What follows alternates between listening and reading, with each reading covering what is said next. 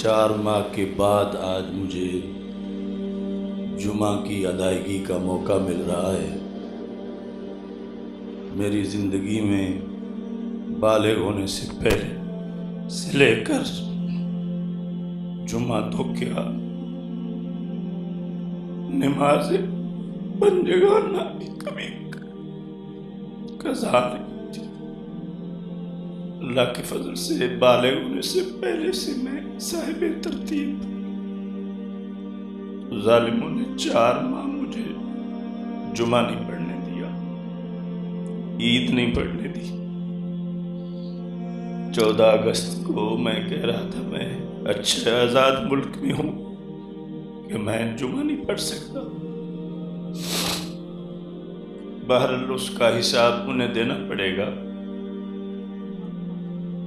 آج مجھے خوشی ہے کہ میں جمعہ کی ادائیگی کے لیے موجود ہوں۔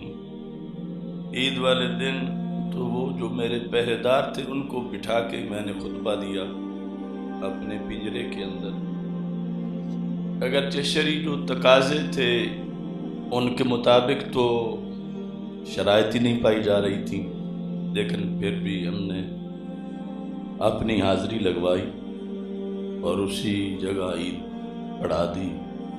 اور مجھے وہ رات نہیں بھولتی کہ جب میرا دل تھا لکھنے کو اور لکھ سکتا نہیں تھا، میں نے خوشبو کا وہ پڑی تھی شیشی، اور اس کے اندر وہ جو شیشے کا راڈ چھوٹا سا ہوتا ہے خوشبو لگانے کی، اس سے میں نے کوشش کی بسکٹ والے ڈبے پہ لکھنے کی، مگر نہ لکھا گیا۔ سالن کا شوربہ پڑا تھا، میں نے اس سے کوشش کی، نہ لکھا گیا۔ میری مہندی پڑی تھی، میں نے وہ گھول کے میں نے اس سے کوشش کی، نہ لکھا گیا۔ میں نے کہا اے اللہ، یہ کیسا دیس ہے کہ میں لکھ نہیں سکتا۔ پھر مجھے احساس ہوا کہ لکھنا جلد کتنا ضروری ہے۔ پھر مجھے احساس ہوا کہ میں تو سمجھتا تھا کہ اگر مجھے جیل میں رکھیں گے تو میں جیل میں تفسیر لکھ لوں گا، میں جیل میں یہ لکھ لوں گا، تو یہ تو کالے پانی والے انگریزوں سے بھی ظالم ہیں کہ جنہیں یہ بھی ڈر ہے کہ یہ اگر لکھے گا تو ہمارے لیے زوال کا باعث بن جائے گا۔ پھر مجھے یہ ذہن میں پکا ہوا کہ میرا تو اتنا میں نے اتنی زندگی خرچ کی دین سمجھنے میں، اور اگر وہ میرے ساتھ ہی دفن ہو گیا اور میں وہ لکھ نہ سکا تو یہ بھی ایک مجھ سے مواخذہ بھی ہوگا اور نقصان بھی ہوگا۔ یہ ظالم تو یہاں تک اس کے دشمن ہیں اس پیغام کو روکنے کے، تو اس سے بھی ایک مستقبل کی منصوبہ بندی بھی کی۔ میں نے اپنی زندگی میں اپنے بدن پر گرمی کے وہ اثرات کبھی بھی نہیں دیکھے۔ جو پہلے ہفتے میں میرا سارا بدن جو ہے وہ تقریباً 2-2.5 ہزار دانوں سے بھر چکا تھا، یعنی کوئی 1 انچ جگہ بھی خالی نہیں تھی، اور وہ یعنی پھوڑوں کی شکل اختیار کر چکے تھے، یعنی اوپر آگ، وہ بلب اور ساری صورتحال اس کے اندر۔ لیکن اس وقت اس گرمی کا بھی یہ نہیں تھا کہ اب مر جائیں گے کیا ہوگا۔ اور پھر اب یہ جو سردی تھی، جو کہ وہاں پر وہی جس کے ذریعے سے انہوں نے مجھے، میں جب داخل ہوا تو اتنے ظالم تھے، یہ کہا کہ ہم تمہیں یہ جو چھوٹی سی چٹائی ہوتی ہے پلاسٹک کی یہ دے دیتے ہیں۔ وہ گرم کمبل تھا نیچے انہوں نے بچھایا گرمی کے موسم میں، اور سرہانہ گیٹ پہ ہی رکھ لیا۔ 4 مہینے میں نے سرہانہ استعمال نہیں کیا، وہ کہتے یہ الاؤ نہیں ہے۔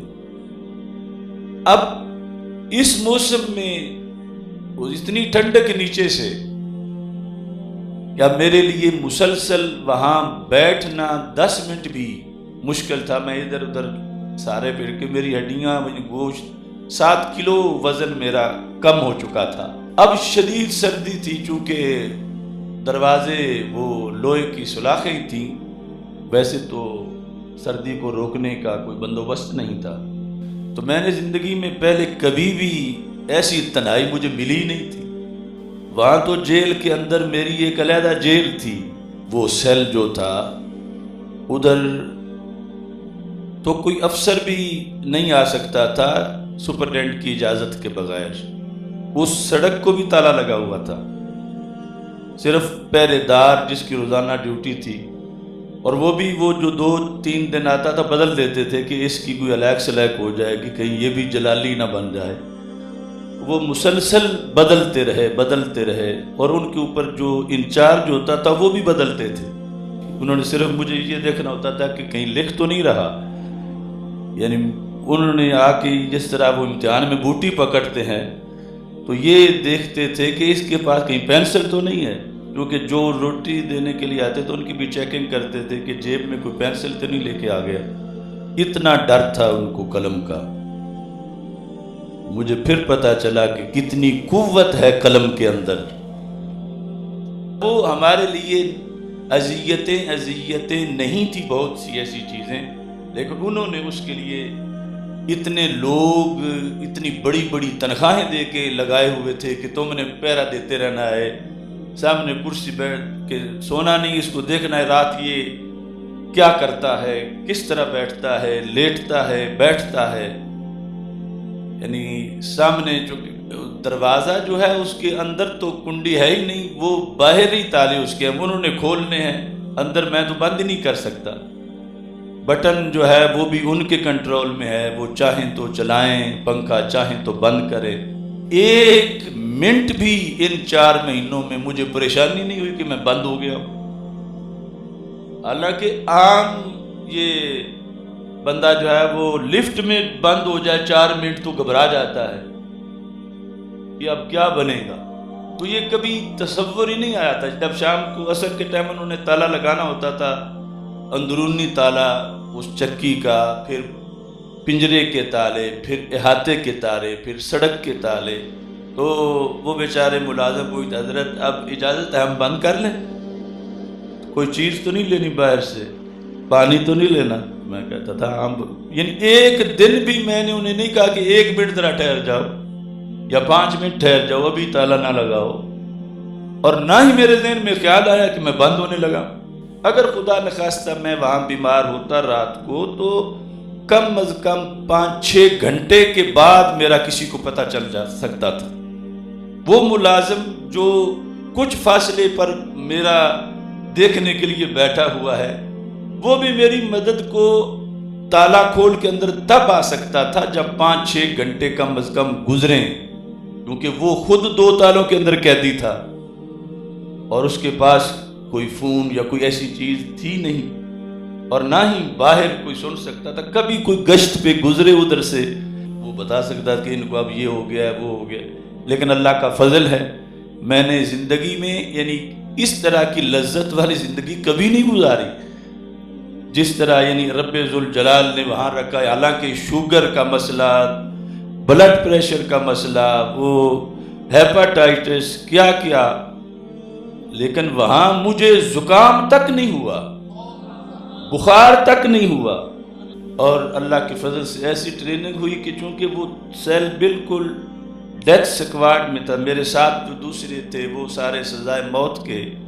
پنجروں میں بند تھے، اور ساتھ ہی پھانسی گھاٹ تھا۔ تو میرے لیے تو یہ سنہری موقع تھا کہ موت کو بڑا قریب سے دیکھتا رہا۔ جب گرمی کا موسم تھا تو وہ ویسے اس کی یہ صورتحال تھی جیسے تنور ہوتا ہے،